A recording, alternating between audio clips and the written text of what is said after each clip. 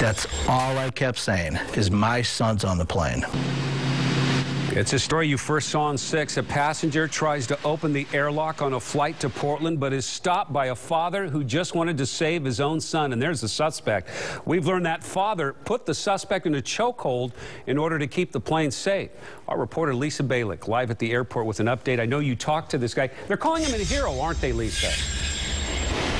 Absolutely. He doesn't think he is, but his son sure thinks he is. Now, tomorrow in federal court, that man who is accused of trying to open up the emergency exit door just above Portland Airport, just a few minutes before landing, he will appear in federal court. Tonight, one of the passengers on board who tackled him tells his story.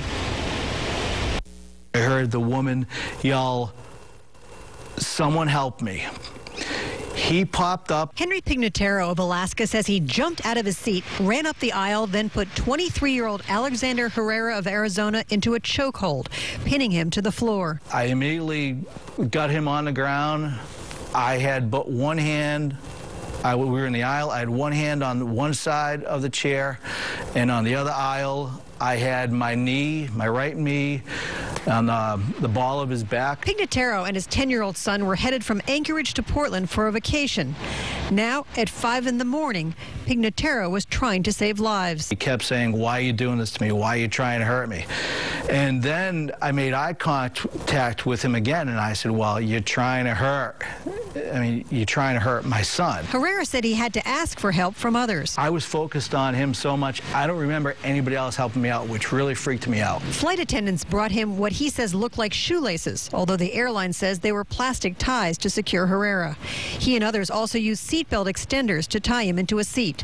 When the plane landed about 15 minutes later in Portland, the FBI arrested Herrera for interfering with a flight crew.